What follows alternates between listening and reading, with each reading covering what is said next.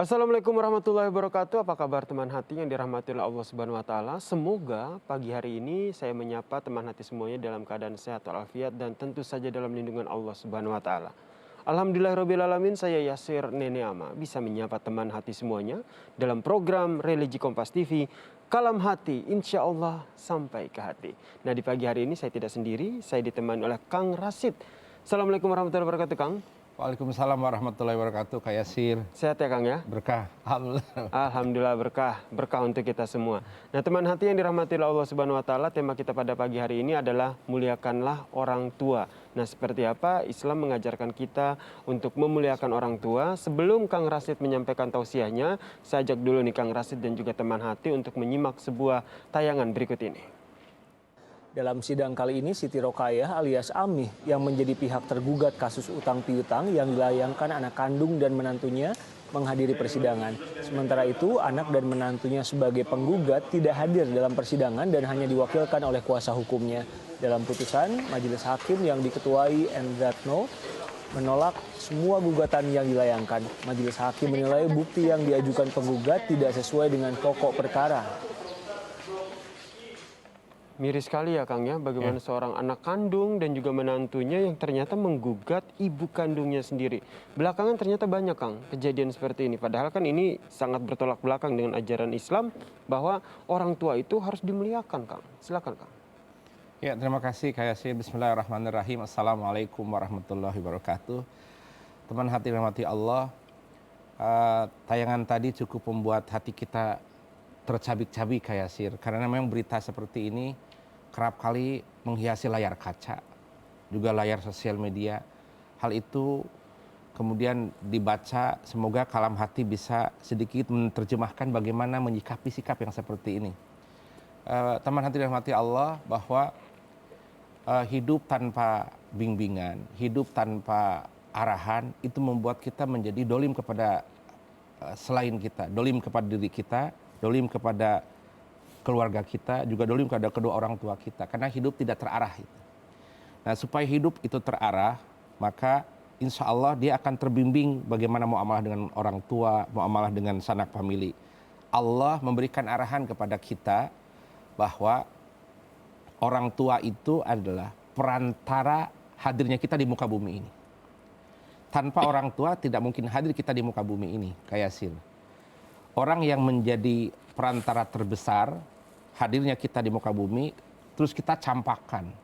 Bahkan tidak hanya dicampakkan, disidangkan. Itu satu akhlak yang sangat amat sangat dolim.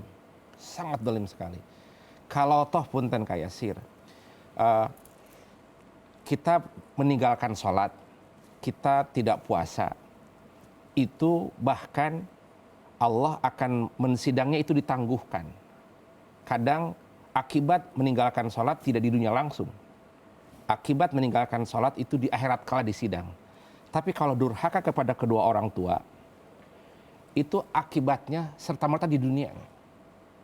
Berapa banyak orang-orang yang durhaka kepada orang tua, itu tidak menanti kiamat.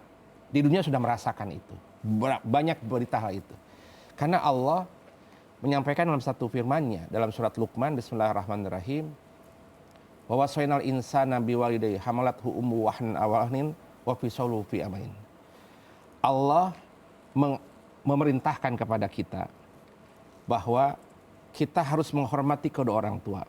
Di ayat yang lain Allah menyampaikan wa qadara rabbuka alla ta'budu illa iyya wa bil walidaini ihsana. Hendaknya kalian menuhankan Allah dengan sekuat tenaga. Jangan biarkan hatimu meyakini kepada selain Allah, illa iyya, kecuali Allah. Setelah engkau mengimani Allah, langsung ayat tersebut menyampaikan wa qadara rabbuka alla ta'budu ilaihi wa bil walidaini ihsana. Setelah engkau iman kepadaku, perlu bukti bahwa keimananmu kepadaku itu tidak palsu. Keimananmu kepadaku adalah yakin dengan sekuat tenaga. Buktinya adalah wa bil walidaini ihsana. Bukti orang-orang yang beriman kepada Allah adalah dengan berkasih sayang, dengan berbakti kepada kedua orang tua. Itu menjadi parameter kayak Yasir. Parameter orang-orang yang beriman, dia sangat berbakti kepada kedua orang tua. Allah menyandingkan kayak Yasir, setelah engkau mengimani Allah, engkau harus menghormati, berbuat baik, berbakti kepada ke orang tua. Tidak ada setelah Allah engkau harus menghormati raja, setelah Allah engkau harus menghormati atasanmu. Tidak, tetapi Allah langsung setelah engkau mengimani Allah, kata Allah, sebagai aku, maka engkau berbakti kepada orang tuamu.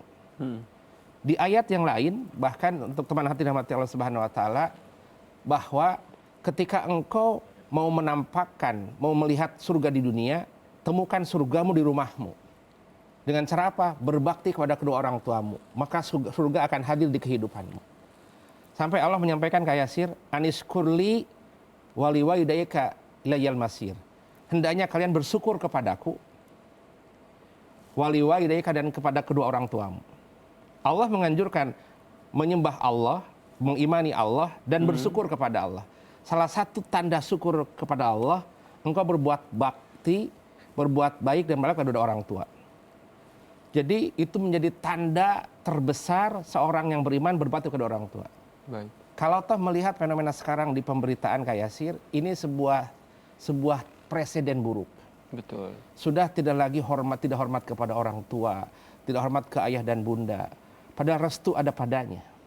Raihlah dengan amal baik, dengan sopan santun, dengan budi pekerti yang hebat. Jika engkau campakkan orang tuamu yang menjadi perantara kehadiranmu di muka bumi ini, maka niscaya engkau akan mendapatkan akibat yang sangat besar dari Allah Subhanahu wa taala. Nauzubillah min zalik ya. Jadi benar-benar kita harus benar-benar memuliakan orang tua kita.